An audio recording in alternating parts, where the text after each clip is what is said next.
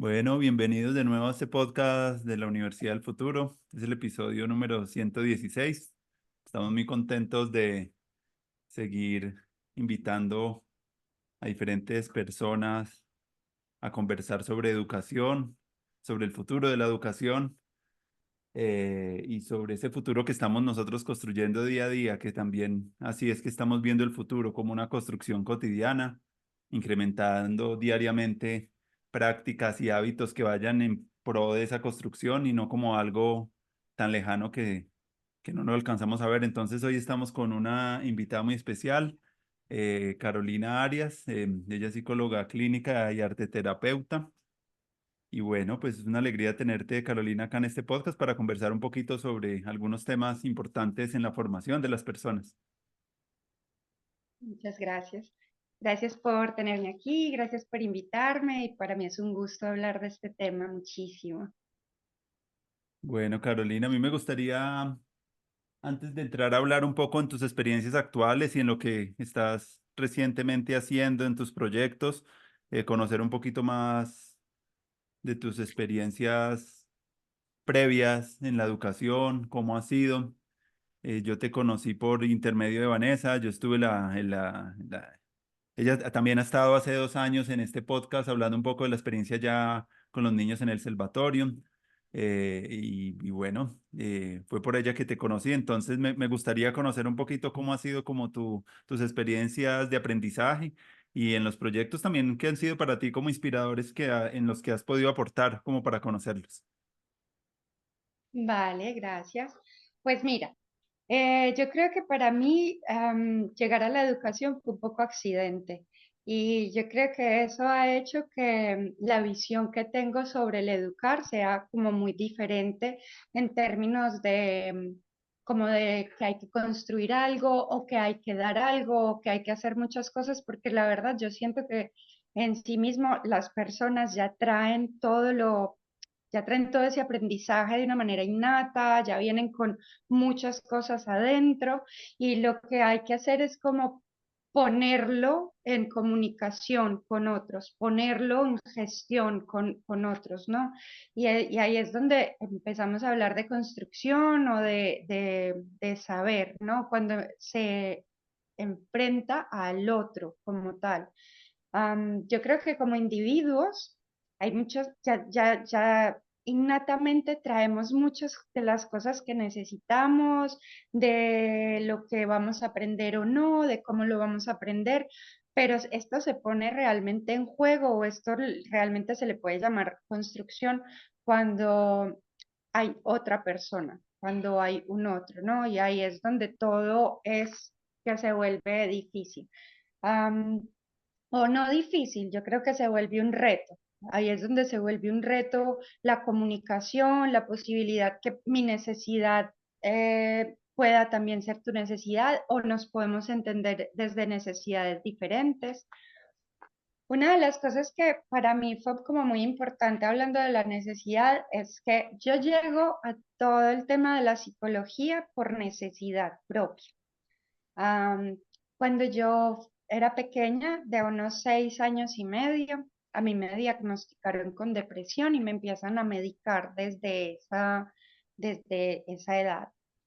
Y a partir de ese diagnóstico vienen muchos otros diagnósticos. Me diagnostican con hiperactividad, con déficit de atención, me diagnostican con problemas de aprendizaje, con dislexia, y bueno, empiezan como a caer muchísimos diagnósticos sobre mí, que hace muy difícil que para mí sea como placentero o agradable la educación. Para mí la educación siempre ha significado algo aversivo, ha significado lo inseguro, la incertidumbre, el castigo.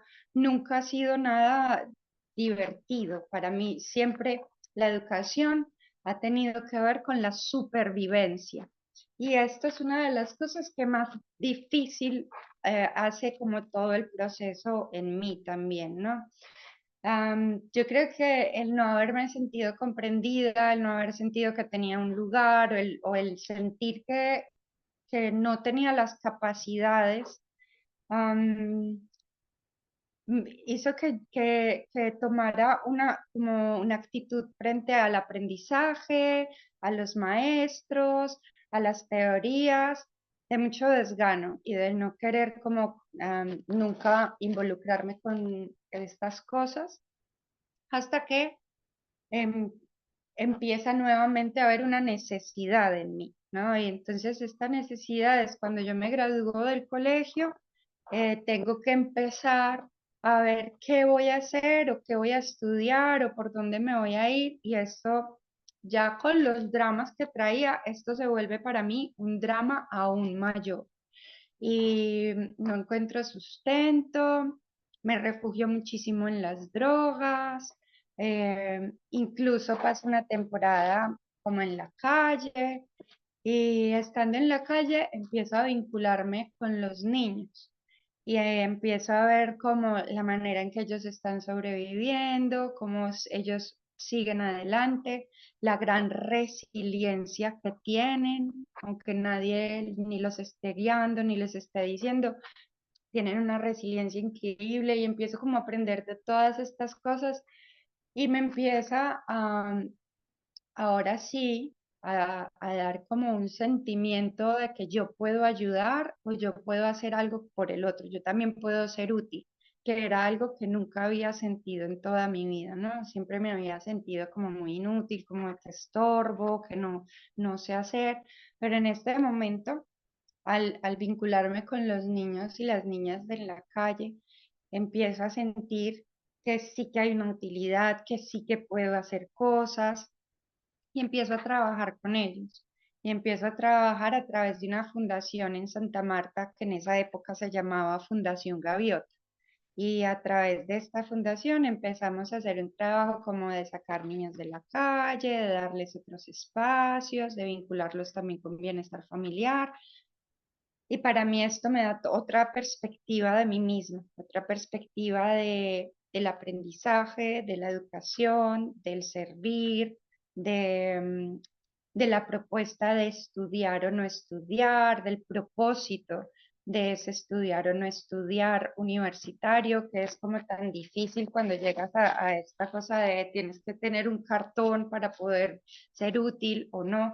Entonces, creo que aquí empiezo a verlo ya no desde la lucha o desde algo con lo que tengo que revelarme, sino que lo empiezo a ver como una posibilidad, como un camino, en el sentido de que ya empecé a pensar que si estudiaba psicología y sacaba un grado en psicología, pues iba a poder tener más campos de acción, iba a poder ayudar más a estos niños, y me motivo finalmente por la academia y llegar a la academia, ¿no? Pero yo creo que empieza todo muy desde la experiencia. Ya cuando yo siento que yo realmente puedo aprender, cuando siento que además que lo que puedo aprender lo puedo poner en utilidad, yo creo que aquí ya la academia cobra un sentido para mí, empiezo a estudiar la carrera y empiezo a hacer psicología.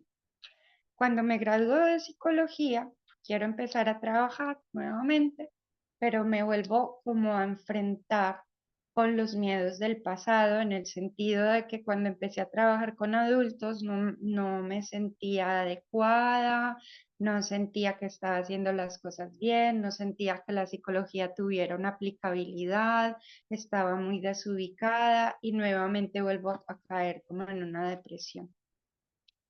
Y transitando esta depresión empiezo a trabajar aleatoriamente en un voluntariado con niños del espectro autista. Y esto nuevamente vuelve como a despertar en mí la motivación, la posibilidad, la importancia de aprender, de de estar como en la academia, por así decirlo, y desde ahí ya empiezo otra vez a ponerle mi sentido a esa academia, a encontrarle esa aplicabilidad y nuevamente me motivo. Ahí conozco un método que se llama Tomatiz, el método Tomatiz. No sé si algún día lo has escuchado. No, Es muy interesante, de ahí sale todo el efecto Mozart y todo lo que dicen que hay cambios como en nosotros con la música. Viene de Tomatis. Esto lo investiga un francés llamado Alfred Tomatis y principalmente, básicamente así como muy resumido, lo que él descubre es que todos los impactos que tenemos de afuera por los ojos, por los oídos, por la nariz, por la piel.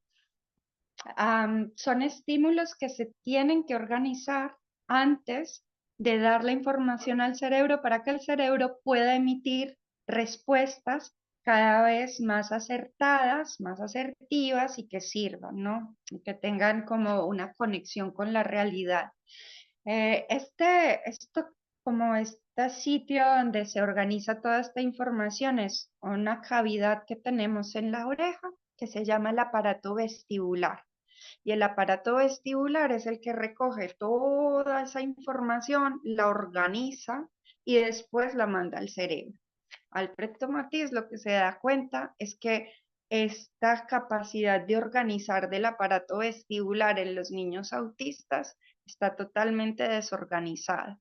Entonces ellos reciben muchísimos inputs externos que no les sirven como información y por lo tanto no pueden dar respuestas ni asertivas ni respuestas que les sea útil para ellos, ¿no?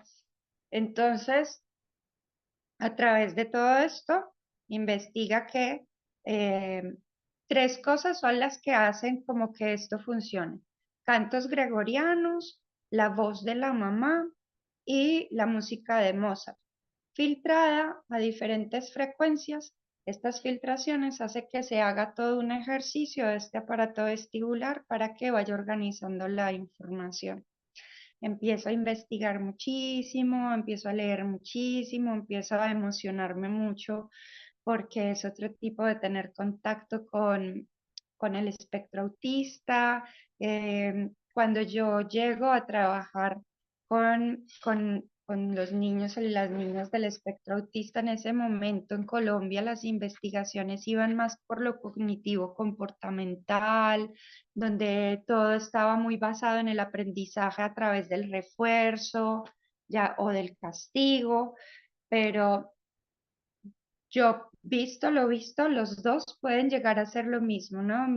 Como, por ejemplo, yo quiero que tú me mires a los ojos y estoy, mírame, mírame, mírame, y cuando por fin me miras, te doy un bombón o te puedo dar un pellizco.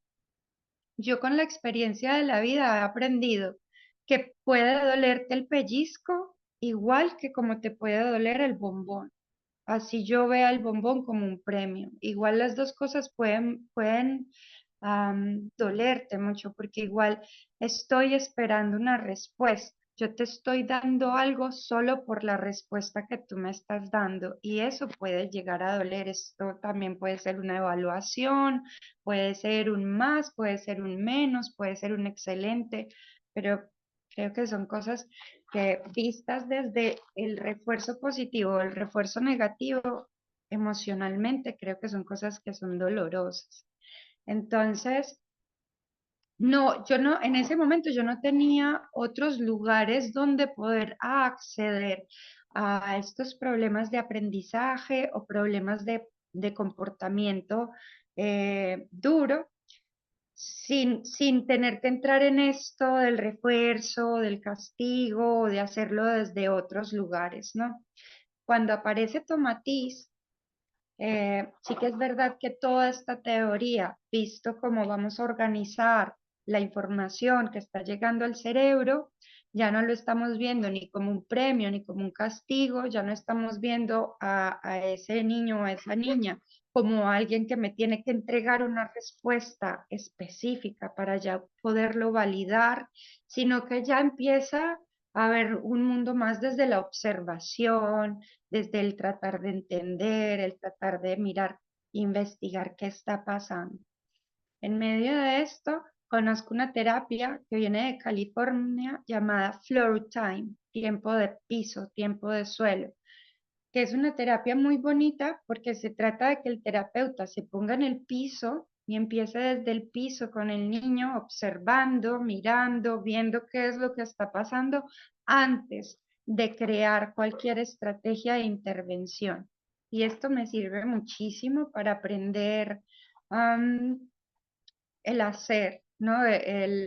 Digamos que el educar, en el sentido de que este educar yo nunca lo veo como algo donde yo voy a dar un refuerzo o voy a dar un castigo porque yo sé cuál es el camino, sino más bien yo soy un observador. Si yo soy un educador es porque yo soy un gran observador, no un gran hacedor o un gran dador de cosas, porque al final yo creo que eso, si yo puedo acompañar desde la observación, estoy segura de que el otro a quien estoy observando va a poder también observarse a sí mismo y va a poder encontrar esos aprendizajes que tanto necesita, no de mí, sino de sí mismo, que es donde realmente están. Entonces, a través de como este ejercicio de observación, empiezo a ampliar muchísimo como todo esto de qué es educar. En este lapso me caso, tengo 2 hijas y me voy a vivir a Santa Marta. Cuando yo estoy en Santa Marta, me encuentro con Juan Carlos y con Vanessa, donde ellos están más o menos en una situación muy parecida a la mía, están con sus hijos, no saben qué hacer, ya los metieron a 2 colegios en Santa Marta y han fracasado. eh, yo no quería ni fracasar, yo ya venía con un miedo enorme en la educación, yo ya venía con muchos prejuicios y yo no quería ya ni probar. Y Juan entonces me dice que tiene una mamá, que tiene a su mamá, que es Margot de Peregrino, que tiene un colegio en Bogotá, en Tenjo, y que es un colegio alternativo, que está basado en el amor, en el desarrollo del ser. Yo me intereso muchísimo por todo lo que me está contando y se nos ocurre como una idea loca. Y es que entre lo que yo podía aportar para conseguir la mensualidad para mi hija, lo que él podía aportar para la mensualidad de su hijo y más el conocimiento de Margot, crear como una pequeña escuela donde educáramos nosotros mismos a nuestros hijos. Y así nace la idea de Villuca School. Am, Empezamos a trabajar nosotros en pequeño, empezamos en Taganga. Como en Taganga hay tantos problemas sociales y económicos, lo que hacemos es incluir personas del sector que estén interesadas, que puedan dar algún intercambio, no económico, pero sí desde otros lugares y que ayuden como a salir adelante el proyecto. Entonces se unen 4 niños más del sector, aparte de nuestros hijos, y empezamos a trabajar como con esta semilla. Yo empiezo como profesora, guiada por Margot y por todos como los estándares de educación que ya tenía fase formados como tal. Em, Esto empieza a crecer y a crecer y a crecer y más gente empieza a estar interesada, más gente quiere empezar a venir al proyecto, pero no teníamos cursos como tal porque además solo estaba yo como encargada. eh, los niños entonces empezaron a combinarse por edades. Al combinarse por edades, entonces nos tocó empezar a pensar cómo podíamos hacer para que ellos pudieran trabajar lo que quisieran sin necesidad de separarlos del grupo. Entonces hicimos 4 lugares móviles donde uno era como socionaturales, lengua materna para aprender a leer y escribir, otro era de matemáticas, otro era de investigación y experimentos, y eran lugares donde ellos podían acceder libremente. Lo único era que necesitaban esperar como que llegara algún adulto para manejar los materiales y para dar como una observación básica del lugar. Y empezamos a hacer talleres alternos también de arte terapia con Carolina Rivera que vino a colaborarnos y también yoga, danza, pintura, trabajo con reciclaje y empezamos como a anexar todo esto a los módulos base que ya había. Em, y empezamos a recibir más niñas y más niños. Estas niñas y estos niños generalmente venían con diagnósticos muy duros o muy difíciles de otros colegios o ya venían echados de otros colegios como tal. Y en el vídeo que empiezan a, bueno, a encontrar sentido a este aprendizaje. Tuvimos un un caso de un chico mayor con muchísimos problemas familiares, con muchísimos problemas para poder entrar a la educación, lo echaron de varios colegios, finalmente llega al proyecto de Villuca School y en principio nosotros estábamos muy asustados porque cuando él llega con problemas de comportamiento muy grandes y además llega con una edad muy superior a los niños y niñas que ya teníamos nosotros. Entonces no sabíamos bien qué hacer para que entrara en el proyecto. En principio entró jugando y las horas de juego estaba con todos y después él tenía proyectos que él mismo fue armando. Uno de los proyectos con los que él más avanzó fue el proyecto de tiburones martillo. Se enamoró de los tiburones martillo, empezó a hacer tiburones martillo en arcilla, luego empieza a averiguar de dónde vienen, dónde viven, luego se da cuenta que están en peligro de extinción y empieza a hacer toda una cruzada por los tiburones. Y en medio de todo este proceso, aprende a leer, aprende a escribir, aprende matemáticas, aprende álgebra, aprende todos los conceptos de trigonometría que le hacían falta para poder entrar a su otro colegio. Wow. Aprende todos estos conceptos solo a través de su proyecto de tiburones martillo. Y para nosotros fue como todo un gran aprendizaje, fue muy, muy bonito. Villuca School está con nosotros 5 años más o menos y finalmente el proyecto se cierra. El proyecto se cierra más por cosas personales que realmente por la viabilidad del proyecto. Cuando el proyecto se cerró era 100% viable y se sostenía económicamente.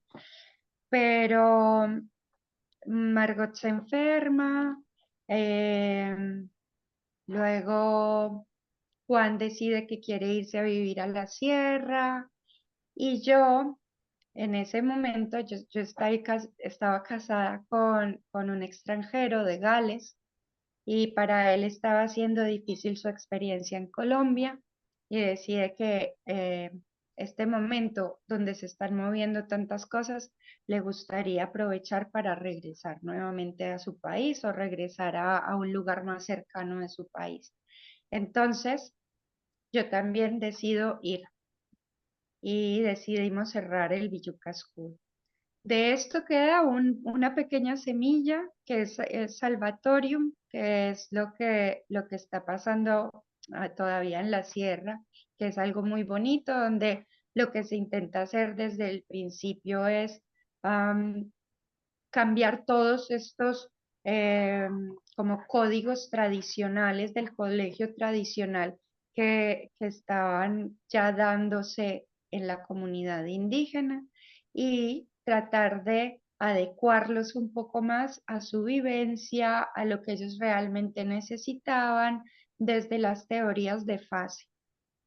Eso, me gustaría un poquito, Carolina, porque pues esa conversación la tenemos pendiente. Yo estuve el año pasado allá con ellos y con Juan Carlos estuvimos hablando un poco de FASE, me contó un poco la historia, hablamos mucho allá en Salvatorium sobre FASE, pero para personas que no han escuchado nunca de FASE, Yo siendo una persona de educación hasta hace muy poco me entero de esas metodologías que Margot pues fue pionera. Me gustaría de pronto que pudiera sintetizar algunas cositas para quienes escuchan estos podcasts, conocerlas.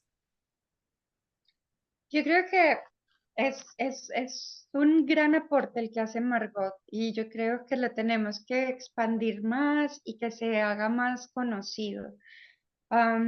Ella cuando empieza con todo lo de la educación, ella empieza en los colegios Marymount, porque en ese momento ella estaba en la religión, ella era monja, y cuando empieza con todo este proceso de ser educadora, de empezar en los colegios Marymount, de ver que los niños no estaban aprendiendo, no, o no aprendían con gusto, que era mucho a través del castigo o del refuerzo, em, se sale de todo esto, empieza a viajar, empieza a enfocarse un poco más en ella, conoce a su esposo y se casa y tiene a Juan Carlos, su primer hijo, ¿no? Porque todo empieza cuando empieza con Juan Carlos, su primer hijo, ya después cuando viene Carolina, ya las cosas están más armadas. Pero cuando llega Juan Carlos, yo creo que Margot se encuentra con un panorama parecido al que nos encontramos Juan Carlos y yo cuando damos con ella, que es, yo no quiero que mi hijo se enfrente a esta situación, yo no quiero que mi hijo aprenda desde ahí, yo quiero que él aprenda con gusto, yo quiero hacer otra cosa. Y empieza a investigar y empieza a escribir todo lo que es la filosofía fase. Em, una de las cosas más importantes que para mí ella hace es que ella divide como cada rama del conocimiento, matemáticas, em, lenguaje, por lenguas. Para ella la matemática es una lengua, la lengua matemática. Aprender a leer y a escribir es tu lenguaje materno, entonces esto lo denomina el lenguaje materno, el lenguaje científico, el lenguaje social. Todo lo hace por lenguajes. Para mí esto es muy bueno porque realmente lo que estamos o con lo que estamos compartiendo es comunicación, lo que estamos construyendo es comunicación. Realmente donde nos estamos educando es en la comunicación. No estamos educando niños, no estamos educando personas, estamos educándonos en la manera en que nos comunicamos y cómo eso lo hacemos productivo, porque al final cada ser humano ya trae su aprendizaje, su ser, todo lo que está ahí, pero es importante cómo lo comunica. ¿Desde dónde lo comunica? ¿A quién se lo comunica? ¿No? Y yo creo que la comunicación es realmente la base de todo el aprendizaje como tal. Entonces, desde ahí es muy coherente que para ella cada aprendizaje sea un lenguaje y sea una manera de hablar. Cada lenguaje tiene su cartilla, cada lenguaje tiene su manera de aprenderse. No se puede aprender matemáticas con la misma estrategia con que aprendo a leer y escribir, porque no es el mismo lenguaje, es otro lenguaje totalmente diferente, necesita otras palabras, necesita otra comunicación. Y esto es algo muy importante que hace que los profes de fase se vinculen con lo que están enseñando y se vinculen de una manera más potente con esos seres con los que lo van a compartir. Porque ya no es yo te voy a educar, no, yo me voy a comunicar contigo y vamos a compartir estos códigos comunicativos de este lenguaje específico. Entonces, el vínculo se tiene que afianzar aún más. ¿Por qué lo digo? Porque cuando estamos como en el estatus de yo soy un profesor, que yo sé y tú no sabes, y yo te voy a dar este conocimiento que yo ya tengo, yo no tengo que ejercitar ahí ningún vínculo. Yo no tengo que vincularme ni siquiera con la persona a la que le estoy dando este conocimiento. El vínculo yo ya lo tengo con mi conocimiento, con lo que yo sé y cómo estoy tratando de dártelo. yo de ahí en adelante ya no me tengo que comunicar con nada, ni tengo que vincular con nada, ¿no? Ahí ya te diré desde mi observación si lo haces bien, si lo haces mal, a veces también según mi conveniencia y ya está. Entonces, yo creo que el que lo haya puesto los aprendizajes en lenguaje hace un gran cambio en cómo la persona tiene que dar esos lenguajes y desde dónde va a proponerse comunicarse con ese lenguaje con el otro. Y ya pone al profesor en otro lugar totalmente diferente. Siendo entonces estos lenguajes lo que vincula a la persona que está guiándolos. Em, para Margot es muy importante entonces dejar claro que no necesita ni refuerzos positivos ni refuerzos negativos, por lo tanto no hay calificaciones, no hay tareas, mm, mi mirada no es mejor que tu mirada. Entonces, ¿qué es lo que sustenta? ¿Qué es lo que engrama todo? La mayéutica, la posibilidad de la pregunta. Entonces, yo como educador sí que entonces tengo que hacer un trabajo para aprender a preguntar, para aprender a no darte las respuestas con mi pregunta, para aprender a no sugerir las respuestas con mi pregunta, para aprender a tener la paciencia suficiente para que tú generes la respuesta que necesitas generar frente a ese conocimiento. Y yo creo que esto es fundamental en fase, la mayéutica y el saber preguntar y el entender que es preguntando cómo se genera conocimiento, no dando el conocimiento. Y bueno, y la Bueno, verdad es que me puedo expandir sí. mucho. No, buenísimo porque conocer eso. A mí me llamó mucho la atención unas preguntas que orientaban también cada nivel, como eso también me llamó, me pareció muy sugerente y muy poderoso. ¿Quién soy? ¿Cierto? Como preguntas muy sencillas, pero que son las preguntas filosóficas de todos los tiempos, ¿cierto? Que uno todo el tiempo puede volver a ellas y puede encontrar cosas nuevas en esas preguntas. Entonces me llamó mucho la atención eso, ¿no? Yo sé que tiene muchas más cosas para hablar, pero chévere hacer dar esa puntadita sobre fase porque me parece interesante pues dar a conocer también esos proyectos alternativos acá en Colombia. Y bueno, no sé por dónde te gustaría también surcar la conversación. Tú venías contando un relato biográfico, si quieres empatarlo o por donde quieras también echar está bien. sí, lo empatamos con esto que tú dices, además de las preguntas, ¿no?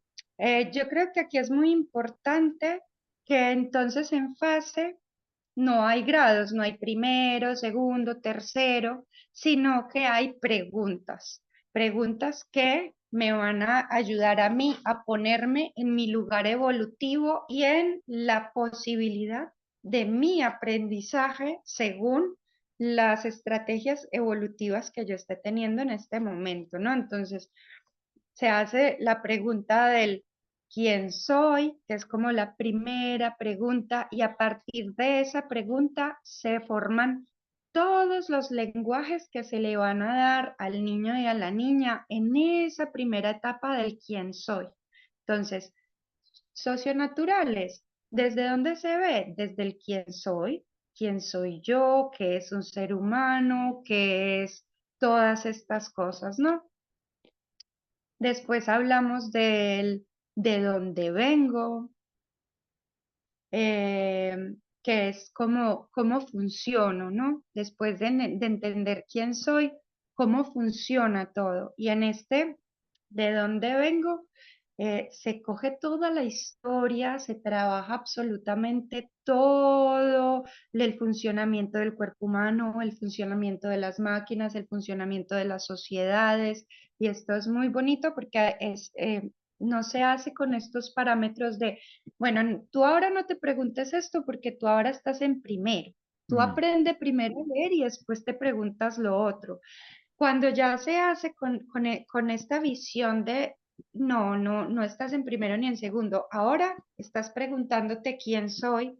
Esto te da una posibilidad y una apertura mucho más grande de ponerte en ti y de poder ese aprendizaje que está por ahí tan suelto. A mí, ¿para qué me va a servir saber ese carro, qué es o cómo es? Bueno, pero si yo lo estoy poniendo desde el aprendizaje de quién soy yo y dónde estoy yo, esto va a tomar más sentido. Y esto yo le voy a poder buscar más sentido también en mi vida y en la aplicabilidad y en lo funcional y en lo de la supervivencia luego, ¿no? Una de las cosas que es muy difícil entender en la educación en este momento es que la estamos basando en la supervivencia, que la necesitamos para poder encontrar la comida para comer, pero no tenemos nada en cuenta la vivencia. Si me gusta, si no me gusta, si yo estoy bien, qué necesito de estos aprendizajes, nada. Digamos que al hacerlo con estas preguntas del quién soy, de dónde vengo, a dónde voy. Y al guiarlo desde estas preguntas, el aprendizaje empieza desde la vivencia. El aprendizaje empieza desde lo que yo siento para después ponerlo en la supervivencia. Y ya después, a ver, ¿yo cómo voy a ganar plata con esto? Ya después lo podemos poner ahí. Y yo creo que esto es una de las cosas más interesantes del haber puesto el currículum en preguntas, haberlo situado en preguntas y el que sean las preguntas las que sustentan todo el aprendizaje como tal, ¿no? Entonces un profesor de fase se tiene que volver un ducho en preguntas y en saber preguntar. Esto Buenísimo, sí. Entonces, esta buenísimo. es una cosa como muy bonita, ¿no? Dando como la vuelta ahí, cuando cerramos todo esto y nos ponemos como en llevar este pedacito de fase a la selva, empezamos a ver que para los niños y las niñas de la selva era mucho más fácil empezar a entender conceptos de matemáticas, de trigonometría, de puentes, de cosas que para ellos era como nada aplicable, nada que pudieran entender, nada que para ellos realmente fuera motivacional, porque es un conocimiento que para ellos no los estaba motivando en nada. Casi todos les van a la escuela porque les toca, no porque quieren. Em, Hace todo un cambio en ellos porque hace que entiendan que hay muchas de estas cosas que pueden aplicar en la selva. Hay muchas cosas de estos conocimientos de ciudad y de cosas mecánicas que pueden incluirlas e integrarlas en su diario vivir y en lo que está pasando. Entonces, el conocimiento se les empieza a volver una vivencia. Y en el Mm, momento en que empieza a ser una vivencia para ellos y a tomar sentido, eh, se motivan y empiezan a querer que esta escuela no se acabe, siguen investigando. Am, yo hace 2 años y medio estuve viendo las investigaciones de los niños grandes del Salvatorio y es increíble lo que se arriesgan a investigar, lo que se arriesgan a preguntar, lo que se arriesgan a mirar, porque cuando tenemos muchos sesgos de educación, nos ha tocado estudiar muchísimo. Una de las cosas que se nos quita es la posibilidad de preguntar con más libertad, la posibilidad de investigar cosas difíciles, porque ya traemos como la imposibilidad, no, eso es súper difícil, eso ni conciencias, ujú. eso que se lo pregunte otra persona, pero yo tan bruto que no tengo ni tiempo, yo que me voy a andar preguntando esas cosas. Entonces, yo creo que el darles la confianza, el darles las herramientas, les ha dado muchas posibilidades de pensarse a ellos mismos en otros lugares. Y esto ha sido increíble, ha sido una experiencia muy bonita. Yo me voy para Barcelona, me voy a vivir a Barcelona y se me empieza a hacer muy difícil trabajar con niños de nuevo y vuelvo a caer en una depresión. En medio de la depresión, lo único que dije, yo creo que lo que a mí me ha salvado hasta ahora es la academia, que increíblemente no, pero me doy cuenta en medio de todo esto que he vivido, que aprender es una manera impresionante de motivarse y de salir de la depresión. Entonces, para mí la academia empezó a volverse algo seguro, algo bonito, algo que me podía llegar a ayudar. Y yo lo agradezco muchísimo que haya podido cambiar esta perspectiva, porque desde ahí sí que me he podido ayudar mucho. Entonces, decido en medio de la depresión empezar a estudiar nuevamente, empiezo a hacer el máster en arte terapia y empiezo como a entender toda esta parte no simbólica de la comunicación, toda esta parte que viene dada desde los colores, desde las formas y que también puede sanar, también puede curar, también puede darnos otro medio de expresión. ¿Por qué puede curar? ¿Por qué puede sanar? Porque nos puede ayudar a comunicarnos desde lugares que nosotros tal vez no entendíamos o no sabíamos por las palabras y simbólicamente nos ayuda a comunicarnos desde otros lugares y la comunicación sana. La comunicación no solo educa, la comunicación también sana. Entonces, yo creo que entender que hay otras formas de comunicar y que eso también ayuda, que eso también cura, para mí hace como otro giro, ¿no? De la experiencia que ya traía. Pero aún así se me hace súper difícil volver a entrar con los niños. Entonces empiezo a trabajar con adultos mayores recién diagnosticados con Alzheimer y con demencia.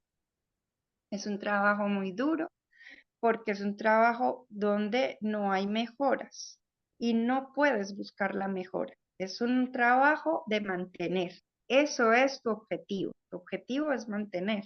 Y para mí aprender esto fue muy duro, porque Mm. tienes esta cosa dentro donde siempre quieres estar mejor, donde luchas, donde lo que te motiva es que vas a llegar a un lugar donde no estabas, pero aquí en este nuevo trabajo mi motivación era mantener lo que ya había. Y esto fue muy difícil de aprender, muy difícil de llevar emocionalmente, pero me enseña muchísimo, porque en el momento en que yo logro entender esta parte mía de que no puedo querer de que el otro sea mejor o esté mejor, porque no depende de mí, porque además yo no soy la que guía eso a través de mi visión, por más que haya visto muchas cosas o leído muchas cosas, no soy yo la que puede decir eso está bien o eso no está bien. Me da como un golpe en el ego. Aquí ya no es en la emoción, sino en el ego, de porque al principio realmente cuando yo empecé a trabajar con ellos, yo decía, no, pero ¿cómo no van a poder mejorar con todas estas cosas tan buenas que yo ya aprendí con todo esto? Es que si no mejoran es porque yo no soy una buena terapeuta, porque yo no estoy haciendo las cosas bien, ¿no? Y entonces empiezo a trabajar más como mi ego. Y yo creo que es algo que cuando estamos en la educación es algo que hay que trabajar muchísimo. Hay que entender muchísimo hasta dónde yo quiero realmente salvarme a mí, educarme a mí, aprender yo y hasta dónde realmente lo estoy proyectando en el otro, tratando de salvar al otro o tratando de educar al otro en necesidades o cosas que para el otro ni tienen sentido, ni le sirven, simplemente porque es el otro, no porque lo que yo le esté enseñando no tenga sentido, no, porque es el otro y el otro acciona y funciona desde otro lugar. Entonces, para mí trabajar esto fue muy difícil, pero muy nutritivo, pero nuevamente caigo en una depresión enorme, porque fue muy duro, es muy duro ver que el trabajo va para atrás y trabajar esto con tu ego, con tu cosa, con tu terapeuta, bueno, esto es muy difícil. y caigo en una depresión muy grande y aquí conozco otra de las grandes herramientas, que es las constelaciones familiares.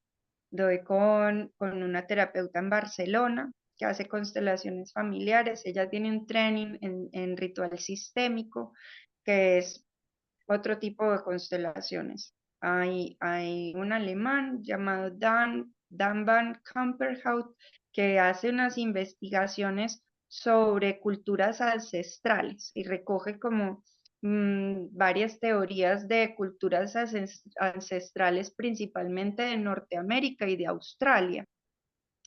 Y se da cuenta que todas estas culturas tienen cosas muy similares y lenguajes ancestrales muy similares.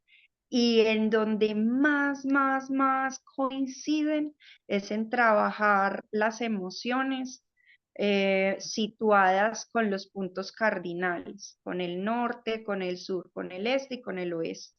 Entonces él toma como esto de referencia, hace una rueda donde lo fija como los puntos cardinales y empieza a trabajar teóricamente a través de cada uno de estos puntos. El norte es como todos los ancestros, todo lo que ya no está, todo lo muerto, todo lo que viene desde hace muchos años. El sur es como el ser adulto, lo maduro, el calor, la fuerza, el dinero, el trabajo. El oeste es todo lo que muere, el otoño, la vejez, todo lo que está terminando, todo lo que se está acabando. Y el este es lo opuesto, la salida del sol, todo lo que nace, el nacimiento, el resurgir, la primera infancia, las semillitas. Y con estos 4 cuadrantes empieza a trabajar todas las heridas emocionales como de las personas, ¿no? Yo aprendo sobre todas estas teorías y una de las cosas grandes que aprendo es cómo estamos programados de alguna manera por, por sobrevivencia, porque yo necesito las programaciones de mis antepasados, porque si a ellos les sirvió para no dejarse morir, pues me los van a heredar para que yo también lo intente hacer, intente salir adelante. Entonces están por sobrevivencia, pero también están para atraparme de alguna manera. ¿Dónde hemos encontrado los puntos álgidos para poder sobrevivir? En el trauma. Entonces, muchos de los códigos que se quedan en nosotros para ayudarnos a sobrevivir están aliados con lo traumático y con el material traumático que también nos ha ayudado a sobrevivir. Claro. Pero nos ayuda a sobrevivir, pero no nos ayuda a vivir, no nos ayuda a estar en la vivencia, no nos ayuda a desplegar todas estas cosas que nosotros queremos desplegar de nosotros mismos, de nuestra individualidad, de lo que nos hace únicos, porque traemos toda esta supervivencia de la familia, de lo que estamos repitiendo, de lo que nos toca seguir, que también nos jala muchísimo. Es como que entramos en una lucha y yo empiezo a ver que sí, que yo traigo esta lucha y empiezo a ver también que muchas de las cosas que me pasaron cuando estaba pequeña, que me pasaron con referencia a la educación, o que yo recibí que, como un evento traumático, son cosas que todavía sigo repitiendo, son cosas que todavía sigo utilizando para tratar de salir de los problemas o para tratar de sobrevivir en las situaciones más difíciles. Una de las cosas que principalmente observo es que es una parte de mí que sale en las situaciones más difíciles. Cuando estoy feliz, cuando estoy contenta, cuando estoy tranquila, generalmente salen las partes de mi personalidad, de mi ser, pero cuando viene el estrés y cuando viene el drama y cuando viene la tensión, se me salen son mis programaciones, lo que me han ayudado a sobrevivir. Y es muy difícil porque a veces es justo ahí donde no las necesitamos, es justo ahí donde más daño nos hace, es justo ahí donde decimos, yo ya no quiero repetir más esto, pero yo ¿por qué siempre lo hago de la misma manera? Pero si yo ya sé que esto me hace daño, yo ¿por qué vuelvo y lo repito? No, justo ahí es donde caemos como en estos paradigmas. Entonces, empiezo a trabajar con el ritual sistémico en mí misma, empiezo a hacer un trabajo para mí y empiezo a sentirme mejor, empiezo a mejorar muchísimo, mi depresión empieza a mejorar muchísimo, muchísimo y empiezo a trabajar con niños. Am, Empiezo en un consultorio, en consulta privada, pero ya con un parámetro mucho más amplio donde si hay un niño o una niña que viene con un diagnóstico o que viene con un problema, se lo vamos a poner a toda la familia, no solo al niño. Si viene con un diagnóstico de problema de aprendizaje, es una familia con problemas de aprendizaje. Y trato a mamá, trato a papá, trato a hermanitos y trato también el niño y hago como una constelación en vivo, por decirlo de alguna manera. Empiezo a trabajar como recuerdos de la infancia, pero ya no en recuerdos, sino que ya los tengo en vivo y en directo. Y empiezo entonces a trabajar en vivo y en directo, pero desde las teorías sistémicas. Y a esto le agrego el trabajo con lo simbólico.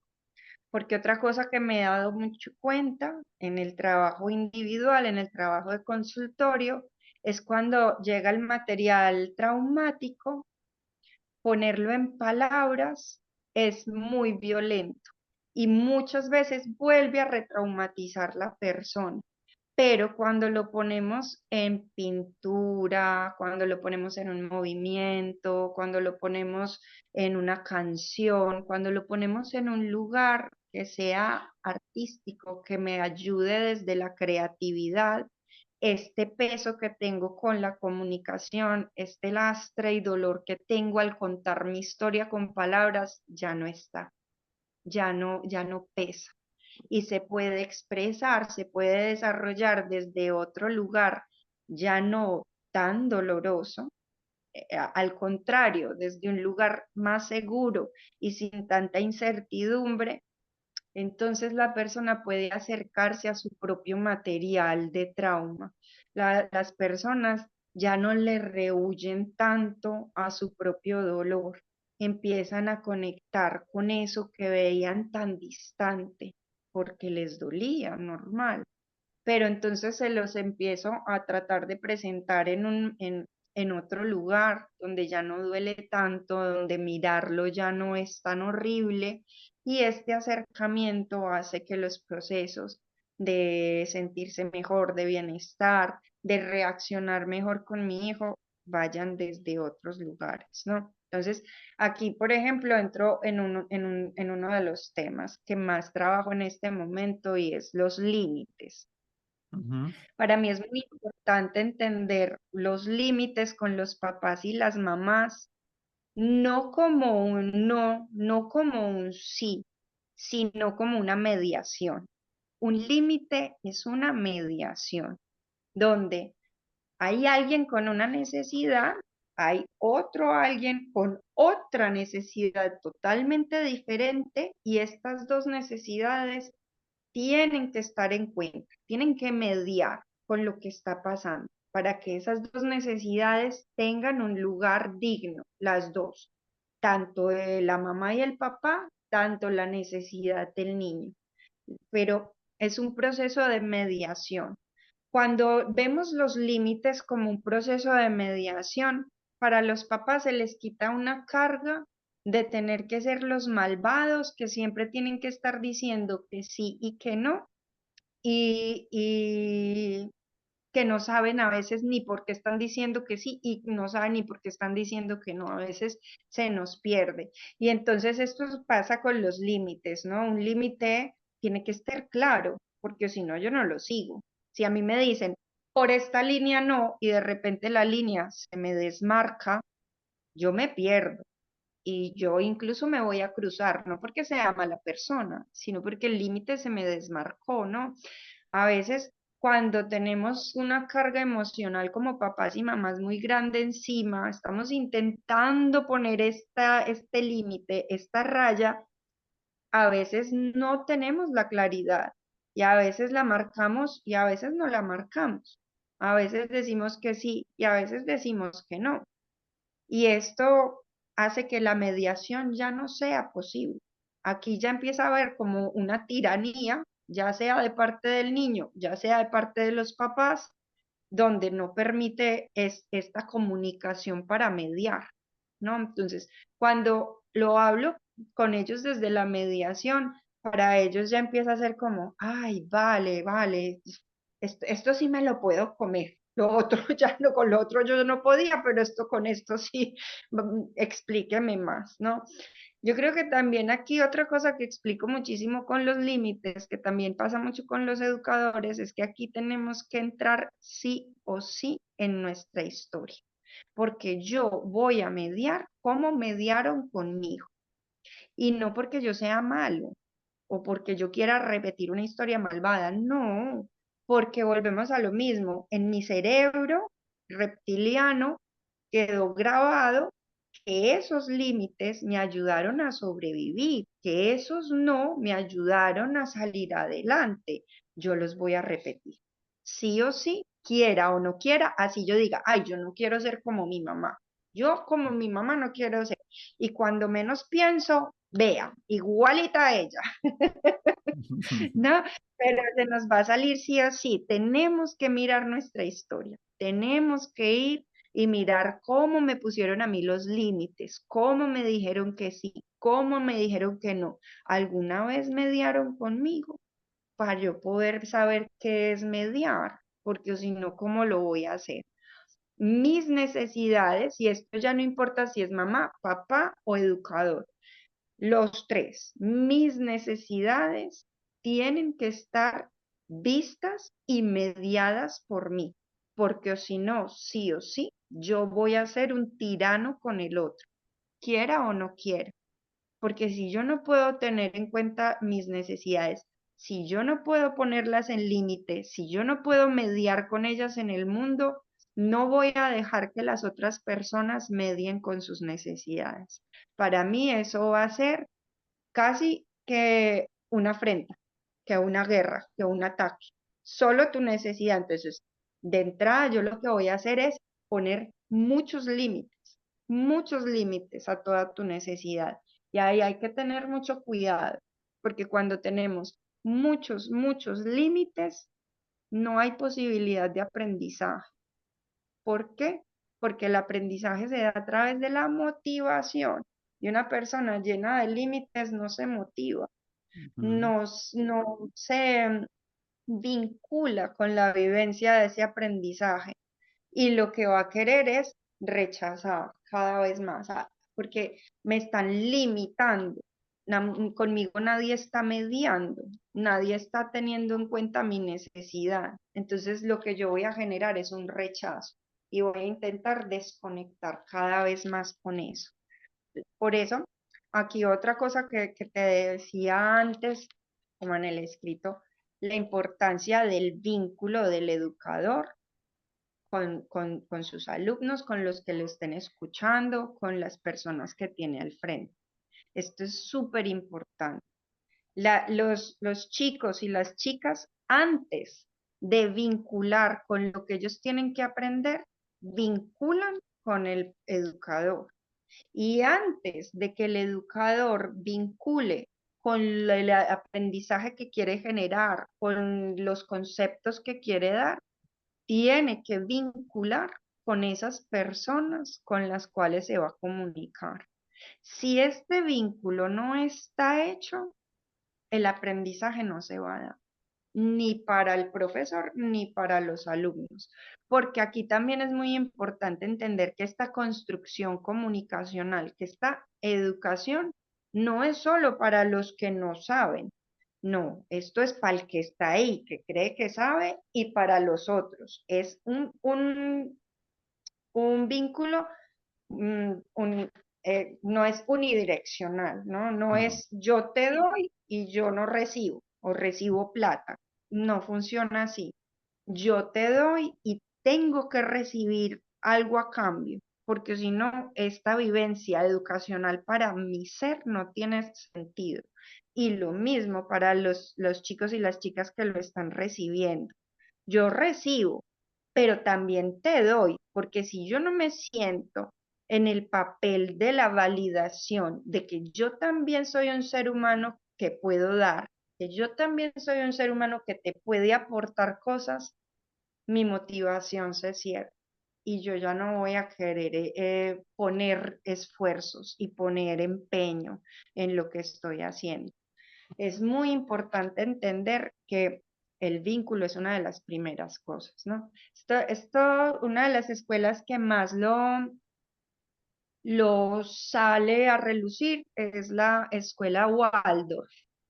La escuela Waldorf alternativa es una de las que más rescata el vínculo. Lo que pasa es que a veces se centran tanto en una sola cosa que olvidan como que somos un todo, ¿no? Entonces, por ejemplo, la escuela Waldorf se basa mucho en el límite, pero después se olvidan de todo este bagaje Montessori tan impresionante de la creatividad, del saber hacer, ¿no? Entonces, una cosa que a mí me parece muy bonita de la filosofía Fase y de lo que da Fase es que es una filosofía que intenta integrar todos estos conceptos, porque muchas de las cosas de Fase se retomaron de Montessori, de todas sus investigaciones, de todo lo que pasó, pero también muchas de las teorías y filosofías de fase están mirando todo lo del vínculo, todo lo que nos trae Waldorf, todo lo que pasa por aquí, ¿no? Y así con muchas otras escuelas alternativas. Entonces, esto es una de las cosas bonitas de fase, que es una filosofía que tiende a expandir y a abrir y que a veces cuando nos teorizamos mucho en una sola cosa, Mm. está muy bien también porque se profundiza muchísimo más. O sea, si Montessori no se hubiera puesto en lo que se puso, nosotros no tendríamos todas estas cosas tan bonitas que tenemos sobre la creatividad, sobre cómo se aprende con creatividad, lo fundamental que es la creatividad en nuestra vida, ¿no? Entonces, también es muy importante todos estos que se enfocaron y que tuvieron esta línea. Pero también está muy bonito los que nos dan esta posibilidad de ecléctica y coger como lo mejor de cada uno.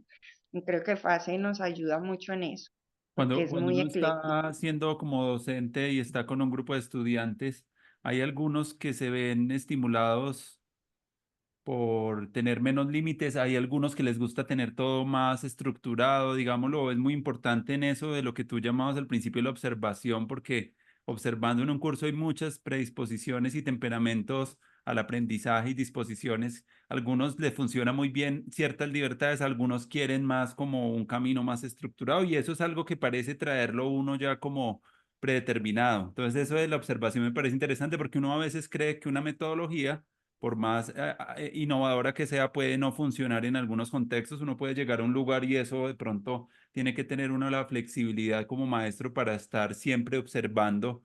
Como me pasó una vez que yo fui a hacer unos talleres de arte en Puerto Carreño y todo lo que llevaba se me trastornó porque eran niños que tenían, me faltaba era observar y conectar y generar ese vínculo antes de llevar lo que yo ya había hecho.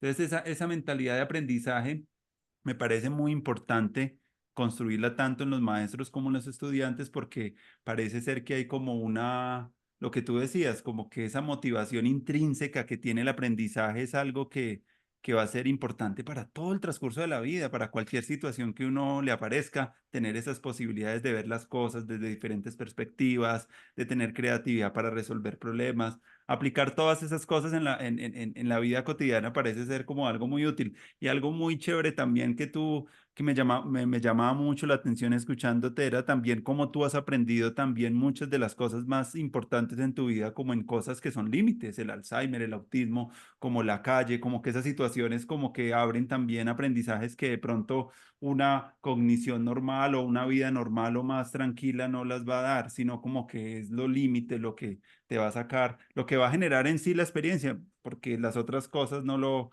van a dar de una manera. Me llama mucho la atención eso. Y otra de las cosas también que me quedan también escuchándote es eso del límite como mediación, porque en buena parte en la mediación de conflictos siempre es importante mirar las personas, cuáles son los intereses o las necesidades no satisfechas que no tienen, cuáles son las cosas que se necesitan escuchar, que generan ese conflicto. Y una de las cosas también que yo miraba y reflexionaba también en eso de los límites es que hay algunos proyectos alternativos, incluso en la crianza también de los hijos, hay cierto amor incondicional de las madres que en vez de convertirse en algo potente, se convierte en algo perjudicial para el niño y el niño se queda como un niño siendo adulto y no crece porque como que ha tenido como una manera como muy difícil de encontrarse con esa posibilidad de asumir responsabilidades de porque no tuvo los límites y siempre estuvo sin esos límites. Entonces, como una cosa tan bonita que puede ser el amor incondicional o como algo tan bonito que puede ser la herencia familiar también se puede volver como un traste. También me queda eso como resonando en lo que tú vienes diciendo, porque algo puede ser algo la solución, pero algo también puede volverse como el problema en esas cosas que nos han servido como los mecanismos para la sobrevivencia. Tú decías eso como que el trauma en últimas es como una manera como uno supervive como una situación difícil que le tocó vivir, pero que ya cuando uno las sigue usando en otros momentos donde no las necesita usar esas mismas herramientas se convierten también en un problema. Entonces son como unas paradojas que trae el crecimiento, que trae también ya sea como que me parecen interesantes traerlas porque, no sé, eso estoy haciendo como una síntesis de todo lo que te he venido escuchando y pues me parece potente, no sé cómo lo ves también, pero me gusta mucho toda la experiencia que tienes, todo lo que traes, todo lo que has venido como integrando también y cómo todas estas herramientas que comparten también, pues seguro, pues van a necesitarse mucho en el futuro de la educación. Yo siento hoy por hoy que en la universidad, yo soy profesor universitario, muchas de las cosas que tienen que ver con la salud mental o las emociones o las cosas de las necesidades que traen las personas no, a veces no se remezclan tanto en los procesos de aprendizaje y quedan como por allá guardaditas y mira, están pasando muchas cosas muy fuertes en términos de la salud mental y de la ansiedad en la población, tanto en estudiantes como en maestros. Ayer en una reunión decían, no, ¿por qué no vino tal profe? No, mira que tuvo una parálisis y por situaciones de estrés. Hubo en la pedagógica 3 suicidios ahorita a principios del año. En la Javeriana ahorita hubo una médica que también se suicidó también y eso generó también mucha bulla. Entonces son como después de la pandemia ha empezado a aparecer todo ese tema de la salud mental como un asunto prioritario en la formación y la educación de las personas y es algo que aún todavía no. Y en este proceso de construcción alternativa de educación que yo estoy liderando, me parece que va a ser una cosa muy importante cómo empezarnos a vincular y a generar una intimidad mucho más bonita, mucho más privada, mucho más cercana, en una red más pequeña donde podamos tramitar y digerir todas esas cosas no lo tenemos en ningún espacio, ni en la familia, ni en la escuela, sino que necesitamos crear espacios y redes donde podamos empezar a poner esos confiesos tan personales que nos permiten generar aprendizajes profundos en las personas. Y es algo que todavía no se está haciendo en la educación superior, que me parece algo importante. Entonces, parece que tu papel ahí va a ser muy importante y las experiencias y las personas que tienen esta, esta investigación tan profunda sobre estos temas, porque va a ser algo que va a servirnos para rato en lo que tiene que ver en la formación de las personas adultas. Creo que es algo muy importante. Mm. Y bueno, yo como que te alinearía ahí un poquito lo que estás diciendo con esto, que es una de las cosas que estamos intentando hacer con la educación es unificar. ¿Por qué? Porque una de las cosas más comunitarias que tenemos en el ser humano en general es la educación. Cuando nos metemos en la educación, no hay nada más comunitario que eso, ni la crianza. es tan comunitaria o como la educación como tal. Pero aquí es donde se nos presenta el reto y el problema. ¿Por qué? Porque ¿cómo hacemos para algo que tiene esta necesidad tan comunitaria, tan de todos, tan comunicacional? ¿Cómo lo hacemos si la necesidad es única? ¿No? Y aquí es donde está como el mayor problema, porque por lo que tú decías, estamos intentando unicidad en Ujú, esto, pero es muy difícil porque no venimos desde esa unicidad emocionalmente. Por ejemplo, mira, yo tengo esta metáfora con la que muchas veces empiezo a explicar lo emocional a mis consultantes y es, nosotros emocionalmente somos como las manos. Todos tenemos manos y yo me puedo referir a las manos como ser humano y eso me hace sentir confianza.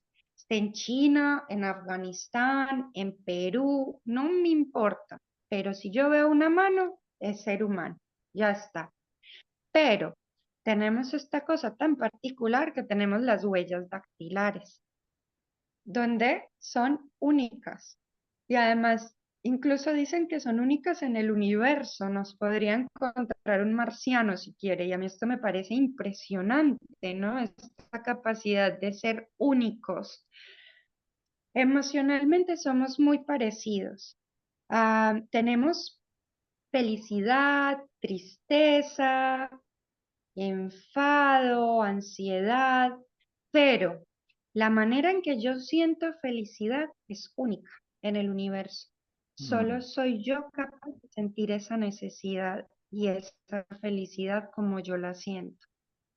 Entonces, claro, aquí estamos jugando con conceptos muy, muy sutiles en el sentido de que cada persona siente el mundo totalmente diferente, por lo tanto, cada persona tiene una manera de aprender totalmente única y cada persona tiene una necesidad totalmente única, pero que entramos en la paradoja de que si queremos salir adelante, si queremos que esto único surja, lo tengo que hacer comunitario, lo tengo que comunicar, o si no, no me va a servir ni a mí ni al otro. Entonces, es ahí donde entramos con esto de mediación. Nosotros desde el momento en que entramos a una universidad, por decirlo así, desde el primer semestre, yo soy un límite. Yo soy un límite totalmente yo. No me tienen que poner límites porque yo ya los tengo todos.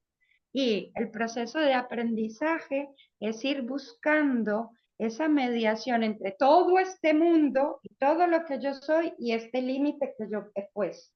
Y cómo voy bajando ese susto, cómo voy sacando de la resiliencia, cómo voy encontrando otras maneras para poder ver y poder mediar entre mi necesidad y la necesidad del mundo. Cómo el mundo puede verme a mí y puede seguir viendo su necesidad, puede seguir mediando con su necesidad, pero aún así tiene la capacidad de verme a mí, ¿no? Esto es como una de las cosas más complicadas en la educación como tal, que tenemos que unificarla, pero que es imposible en medio de las necesidades y se nos presenta entonces la paradoja. Si la mm. unificamos, entonces las personas no aprenden porque no van a tener nada que ver con su quehacer o con su unicidad. Pero necesitamos que sea así para que sea un aprendizaje. Entonces, por eso es que se habla más que de límite, de mediación. La Mm. educación tiene que ser un proceso de mediación entre los límites del educador y los límites del que va a ser educado. Y hay personas y digámoslo, poner límites es algo también difícil, también es algo que no, que es también como un aprendizaje también en la vida, ¿cierto? A pesar de aprender a ponerlos porque a veces uno mismo ni se los pone tampoco. Entonces, como que si uno Claro, es ¿no? flexible, uno con sus propios Y no es límites le va a fácil. costar ponerle los límites a los demás, ¿cierto? También, si uno es muy... A mí me ha pasado, creo que Claro, tengo también y eso. aquí Y esto lo que tú te estás diciendo es muy importante porque una cosa es poner límites de defensa, una cosa es poner los límites que yo necesito para vivir y otra cosa es Mm, cuando hablamos de límite y educación, porque en educación sí que estos límites no pueden estar, tienen que entrar en acuerdo, tienen que ponerse sobre la mesa, tienen que ponerse y dialogarse, pero sí que es verdad que ya los límites como tal tienen que estar, yo ya los tengo que tener, o sea, yo no puedo ir a la academia a buscar los límites porque ahí todo se me va a torcer. No es en la academia donde yo pongo límites o encuentro los límites. No, ahí es para mirarlos, sabotearlos, ponerlos encima de la mesa. Esos límites ya tienen que venir conmigo. Ahí es difícil cuando estamos trabajando con niños pequeños y cuando estamos trabajando con adolescentes que no traen la estructura, que al contrario vienen muy sin no límites y por eso aquí la metodología de fase se me hace tan pertinente, que es la mayéutica. mm, Entonces, si no puedo estar en un lugar lleno de límites o no límites, porque es justo lo que no me deja educar, pero esta personita lo que necesita son límites, ahí la mayéutica ayuda muchísimo a través de la pregunta a que se puedan generar estos estados de diálogo alrededor de los límites sin la necesidad de que tenga que ser yo el que venga a poner ese sí, ese no.